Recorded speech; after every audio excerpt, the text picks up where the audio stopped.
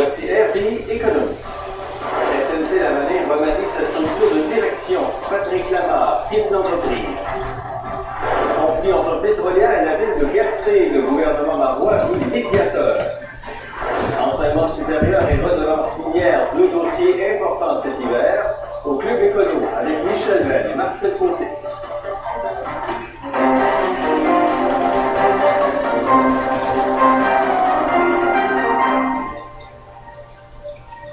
Bonsoir, bon début de fin de semaine. D'autres changements sont annoncés chez SNC-Lavalin. Patrick Lamarre, le fils de l'ancien grand patron de l'entreprise Jacques Lamarre, quitte l'entreprise. Il était vice-président du secteur énergie de SNC-Lavalin. Patrick Lamarre était le patron des 3 employés de l'entreprise qui sont accusés d'avoir tenté de corrompre des fonctionnaires au Bangladesh pour la construction d'un pont financé par la Banque mondiale. SNC affirme que la démission de Patrick Lamarre est d'ordre personnel et que tout cela n'a rien à voir avec cette histoire au Bangladesh. L'entreprise procède aussi à différents changements dans sa structure. Fin novembre, l'ex-président de SNC-Lavalin, Pierre Duhem, a été arrêté par l'Unité permanente anticorruption du Québec. Il est accusé notamment de fraude. Jacques Lamarre, pour sa part, a dû se rendre en Suisse au cours des derniers mois pour être questionné sur des mouvements de fonds suspects de SNC-Lavalin dans des comptes suisses. La prise d'otages qui se poursuit en Algérie a poussé les entreprises canadiennes qui font affaire dans ce pays, dont SNC-Lavalin, à resserrer la sécurité autour de leurs employés. Les ravisseurs ont frappé une région névralgique pour l'économie algérienne et pour l'approvisionnement en gaz naturel de l'Europe. Vincent Maisonneuve. Les otages évacués à la suite de l'intervention de l'armée algérienne se disaient soulagés. Very relieved tonight.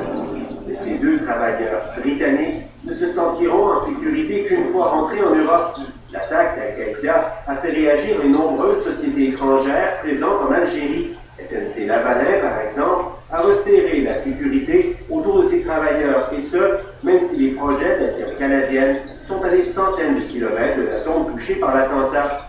En s'attaquant à l'exploitation gazière de la région d'Amenas, Al-Qaïda a frappé le cœur du développement économique de l'Algérie. C'est que les Algériens courtisent actuellement des investisseurs étrangers pour explorer et exploiter de nouveaux gisements de pétrole et de gaz du Sahara.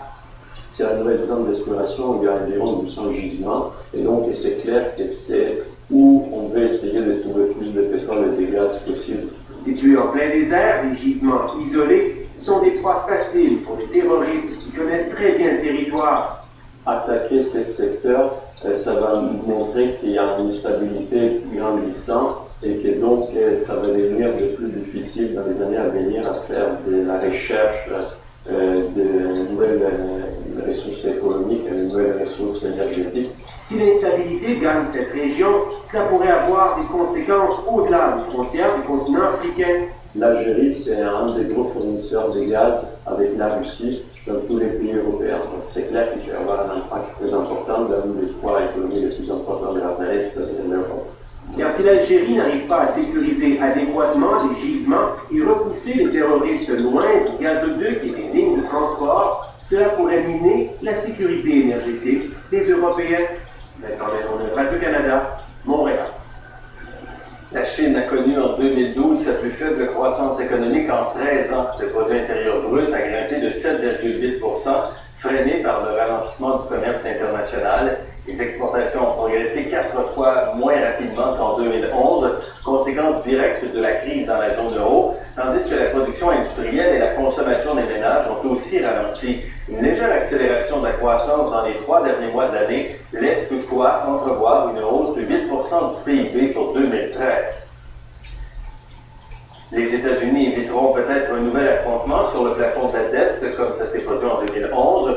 Le chef de la majorité républicaine à la Chambre des représentants, John Boehner, a annoncé que les élus devaient voter dès la semaine prochaine sur un projet de loi qui augmenterait le plafond de la dette pour une durée de 3 mois. Cette loi obligerait le Sénat à adopter un projet de budget d'ici le 15 avril, sans quoi les élus ne recevraient plus leur paye. Les républicains profiteraient donc du débat sur le budget afin de tenter de réduire les dépenses du gouvernement. Boeing subit les premières pertes liées aux difficultés de son 787 Dreamliner. Le transporteur australien Qantas annonce l'annulation d'une commande. En tandis que l'Inde et la Pologne exigent des compensations. Au Japon, les transporteurs ont dû annuler plus d'une cinquantaine de vols en fin de semaine. 7000 passagers devront être indemnisés et la facture pourrait être refilée à Boeing. Quant à l'enquête menée sur l'avion qui s'est posé d'urgence cette semaine au Japon, elle révèle que la batterie au lithium a subi une tension qui excède les limites de sa conception. Boeing vient d'annoncer qu'elle suspend ses livraisons du 787, mais elle continue tout de même la production. La remontée de Research in Motion se poursuit. À la bourse, l'action a gagné aujourd'hui 7% pour atteindre un sommet en près d'un an. L'action a progressé de 37% depuis son creux de vendredi dernier. Les investisseurs ont réagi aux propos d'un analyste de la firme Jefferies qui affiche une grande confiance envers le BlackBerry 10. Il relève son cours cible pour l'action à 19,50 $. Pétrolière n'a toujours pas commencé ses travaux de forage à Gaspé en raison d'un règlement de la ville qui interdit ce type d'opération près du centre-ville. Le gouvernement Marois tente de jouer les médiateurs entre les partis. On retrouve Bruno Lelièvre à Québec. La ministre des Ressources naturelles, Martine Ouellette, a rencontré aujourd'hui les représentants de Pétrolière. Oui, effectivement, certainement pour demander à Pétrolière de ne pas se retirer de Gaspé, parce qu'un peu plus tôt cette semaine, c'est ce que menaçait de faire le président André Proulx suite à ce règlement qui vise à protéger l'eau potable du centre-ville de Gaspé du même coup, ce qui paralyse donc les efforts de Pétrolière pour forer son puits à Gaspé. Alors, Mme Ouellette n'a pas voulu non plus se prononcer sur ce fameux règlement. Elle a indiqué que le gouvernement attend toujours un avis juridique et en même temps, elle dit qu'il faut quand même voir à développer cette filière, mais en respectant bien sûr les communautés. On écoute la ministre Ouellette.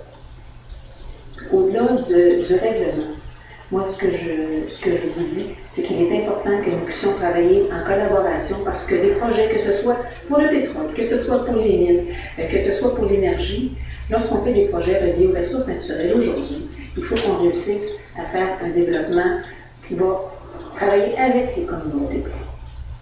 En attendant, Pétrolière dit perdre des dizaines de milliers de dollars à chaque jour. 50 000 $ par jour pour louer ces équipements et bien sûr la main-d'œuvre spécialisée qui suit ce genre d'équipement-là. Alors ça fait beaucoup d'argent. M. Proulx n'a pas voulu chiffrer les pertes anticipées, mais malgré tout, ça l'inquiète et ça paraissait au sortir de cette rencontre-là. Il a quand même qualifié cette rencontre d'intéressante. On écoute M. Proulx.